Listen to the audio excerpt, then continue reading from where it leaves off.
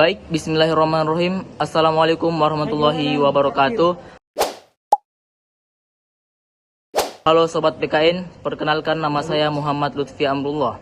Kami dari kelompok 5 akan menjelaskan terkait ideologi fundamentalisme pasar sebagai salah satu tantangan dalam mewujudkan nilai-nilai Pancasila dalam kehidupan sehari-hari. Sebelum melangkah ke inti video, saya akan menjelaskan terlebih dahulu terkait apa sih yang dimaksud dengan ideologi fundamentalisme pasar itu. George Soros menyebutkan bahwa ideologi fundamentalisme pasar sebagai bentuk masyarakat tertutup karena membuat klaim-klaim absolut dalam ajarannya. Klaim utama dari ideologi tersebut ialah menetapkan pasar sebagai awal mula, titik tolak atau fundamen bagi kegiatan manusia. Adapun kegiatan lain hanya sebagai turunan atau penjelasan dari kegiatan pasar. Penganut paham itu yakin sistem kerja pasar mampu membawa masyarakat pada kesejahteraan. Karena itu, mereka menganggap setiap kegiatan manusia sebagai tindakan dalam mekanisme suatu pasar. Halo Sobat PKN, nama saya Samsul Mahardin akan melanjutkan materi yang telah dibawakan oleh rekan saya. Jadi sob, ternyata fundamentalisme pasar itu ternyata menjadi salah satu permasalahan yang kontra Pancasila.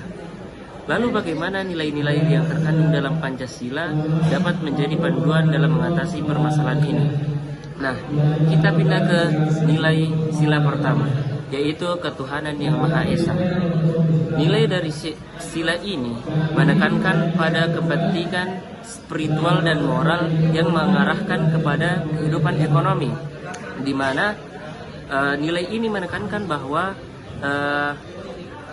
kegiatan ekonomi itu tidak hanya digunakan untuk mencapai keuntungan material, tapi bagaimana kita berorientasi pada mementingkan etika serta moral dan pada manusia, sehingga menghindari kita dari eksploitasi dan ketidakadilan. Terus nilai sila kedua, yaitu kemanusiaan yang adil dan beradab. Nah, sila ini menekankan pada hak asasi manusia.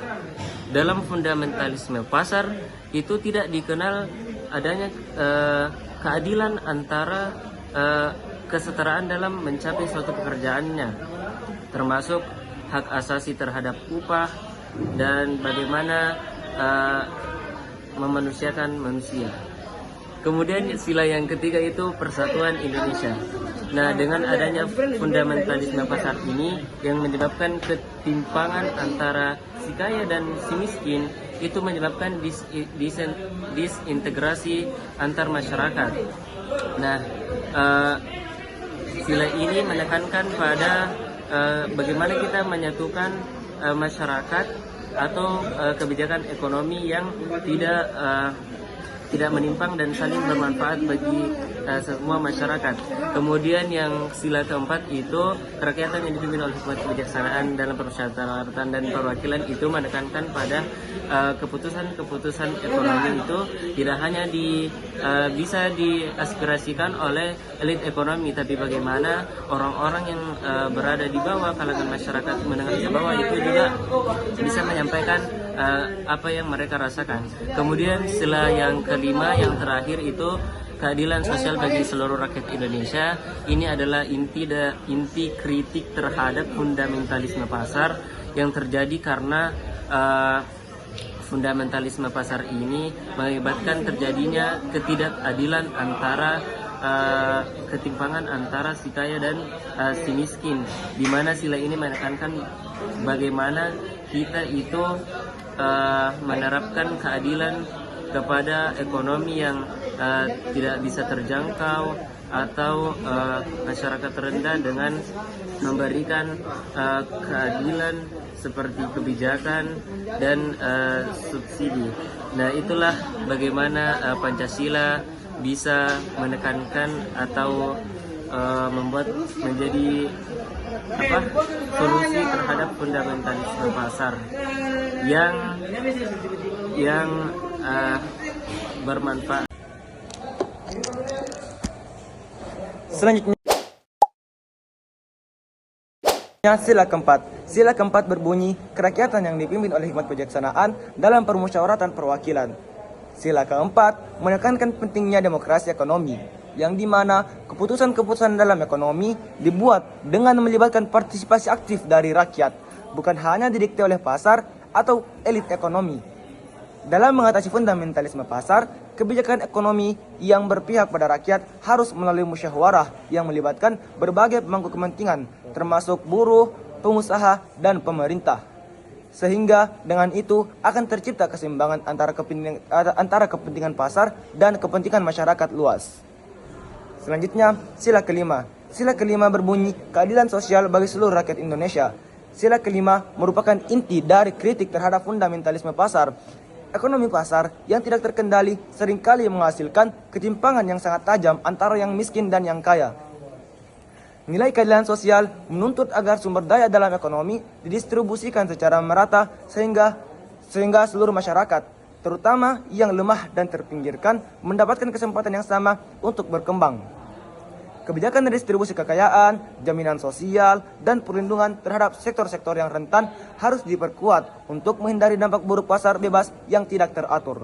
Dengan kata lain, Pancasila mendorong pembangunan ekonomi yang tidak hanya berdasarkan logika pasar, akan tetapi juga memperhatikan keadilan, kemanusiaan, dan kepentingan bersama, serta menolak ideologi yang mengutamakan keuntungan material semata tanpa mempertimbangkan dampak sosial dan kesejahteraan rakyat secara merata.